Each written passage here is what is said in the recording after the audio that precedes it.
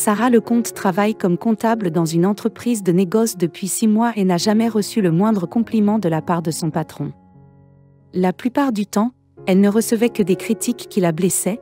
La femme profondément Tino était de nature calme et ne se disputait jamais. Avec ses supérieurs, la femme acceptait tranquillement presque toutes les tâches que Zélie Lamy lui confiait.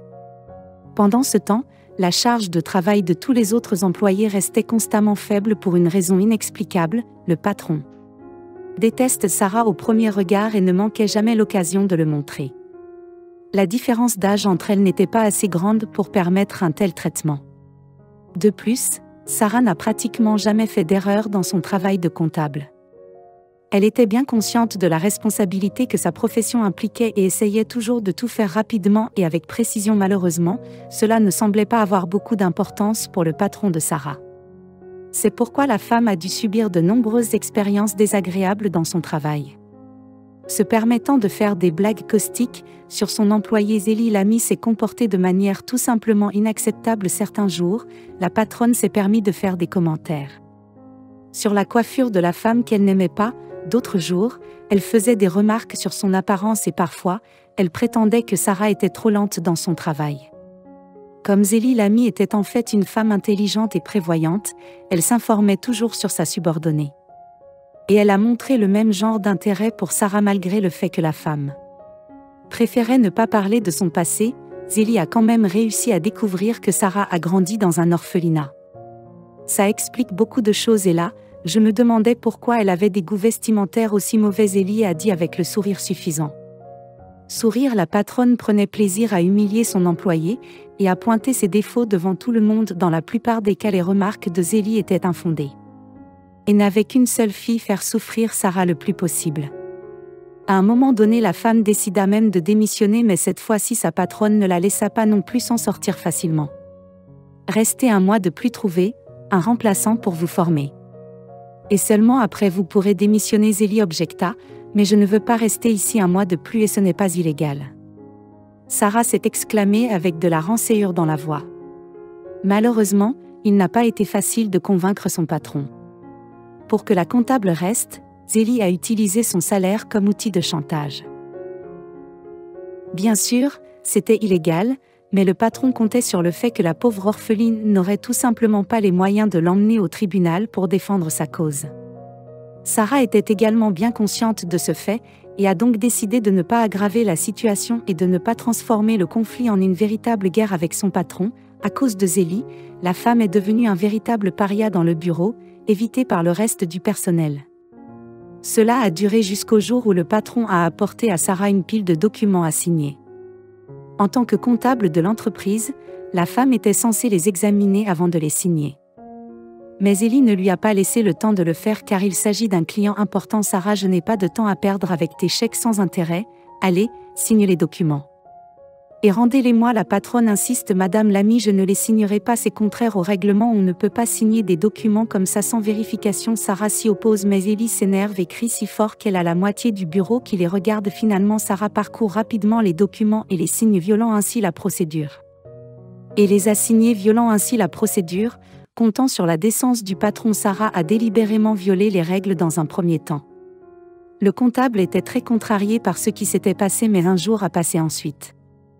Un deuxième et il ne semblait pas y avoir de répercussions à un moment donné.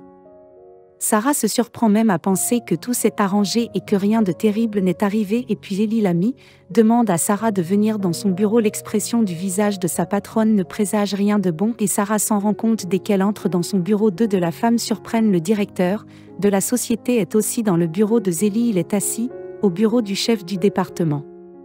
Maxence Miller était considéré comme un homme dur, au tempérament sévère. Sans dire un seul mot, il a donné à Sarah les documents qu'elle avait signés. Avant même de les ouvrir, la femme a réalisé que quelque chose de mal s'était produit. Il s'est avéré que sa signature a fait perdre de l'argent à la société, ce qui a mis le directeur très en colère.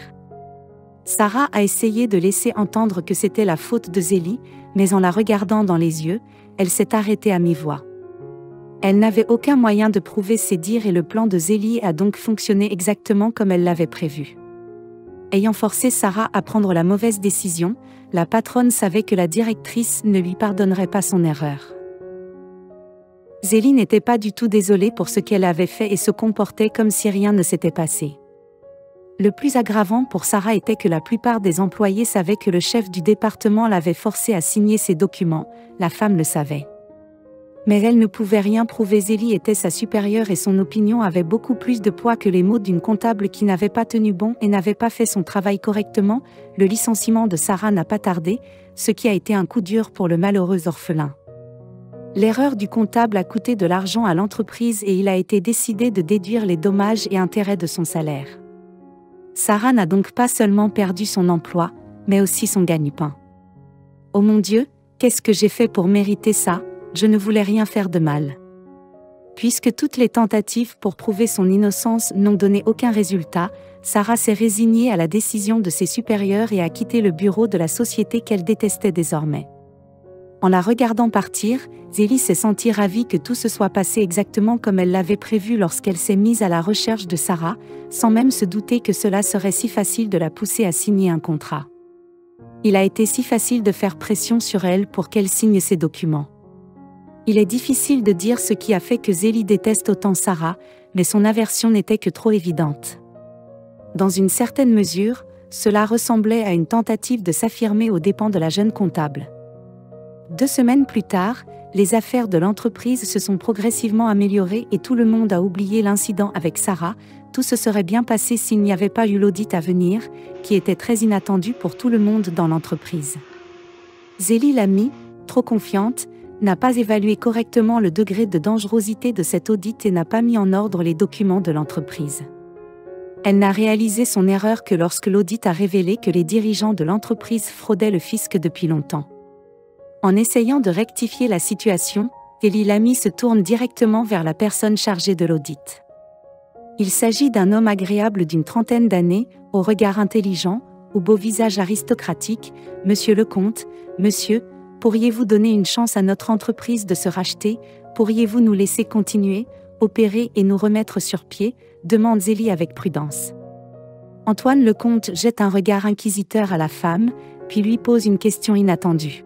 « Madame Lamy, permettez-moi de vous poser une question. Avez-vous l'habitude de donner une seconde chance à vos employés lorsqu'ils commettent une erreur? Vous préoccupez-vous de savoir si la personne est réellement coupable d'une faute ou non ?» Zélie Lamy pâlit et s'agite tellement qu'il lui faut du temps à comprendre ce qu'on lui demandait. À ce moment-là, une étincelle de perspicacité a jailli dans son esprit, déclenchée par la pensée du licenciement de Sarah. « Mon Dieu! Sarah Lecomte, ce n'est pas possible, cet homme pourrait-il vraiment être son mari ?» pensa Zélie en frissonnant. Mais lorsque la femme regarda dans les yeux de l'auditeur, elle réalisa immédiatement que sa supposition était correcte. Néanmoins, Zélie essaya toujours de parler à Antoine. Zélie a néanmoins essayé de parler à Antoine Lecomte pour qu'il ait pitié d'eux, car l'homme semblait incarner l'équité et avait l'esprit ouvert. Bien sûr, l'audit n'était pas une façon pour Antoine de se venger du licenciement de sa femme. De nombreuses plaintes ont été déposées contre cette entreprise et Sarah était loin d'être la seule à avoir été licenciée sans indemnité de licenciement. Lorsque Sarah Lecomte est rentrée chez elle en larmes, son mari n'a pas tout de suite compris ce qui se passait et a pensé qu'il s'agissait d'une erreur de jugement. Lorsque Sarah Lecomte rentre chez elle en larmes, son mari ne comprend pas tout de suite ce qui se passe et pense qu'elle a simplement eu une nouvelle journée de travail difficile. Mais lorsque la femme affirme qu'elle a été licenciée sans raison valable, l'homme décide de s'intéresser de plus près à cette entreprise malheureuse et de vérifier si elle a commis des fraudes et des évasions fiscales. Comme le montrent les audits, Zélie Lamy utilise ses employés pour réaliser des escroqueries au sein de l'entreprise et éviter toute responsabilité.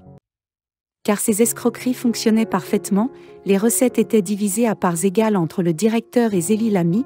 Entre-temps, le propriétaire de la société ne soupçonnait même pas que ses 2 employés principaux le trompaient, et ce de la manière la moins scrupuleuse qui soit. Lorsqu'elle a appris qu'Antoine Lecomte était le mari du comptable qu'elle avait licencié, Zélie a essayé de rectifier la situation. En apprenant qu'Antoine Lecomte était le mari du comptable qu'elle avait licencié, Zélie a essayé de rectifier la situation et lui a demandé pardon. Lorsque l'ancienne patronne est venue voir Sarah, elle a tout compris sans mot dire. Elle n'a pas fait de scène ni essayé de faire la morale, sa patronne Sarah a simplement refusé de l'aider. Elle a fait référence au fait qu'elle avait maintenant un nouvel emploi dans une entreprise où le personnel ne se faisait pas intimider ou piéger. Comme son implication dans l'escroquerie n'était pas aussi importante qu'elle le semblait au départ, la femme s'en est tirée avec une énorme amende et une peine avec sursis. Cependant, ayant obtenu un tel ajout à sa biographie, l'escroc ne pourra pas obtenir de poste de direction de sitôt, car la plupart des entreprises accordent plus d'importance à la décence et à la bonne réputation qu'à toute autre chose.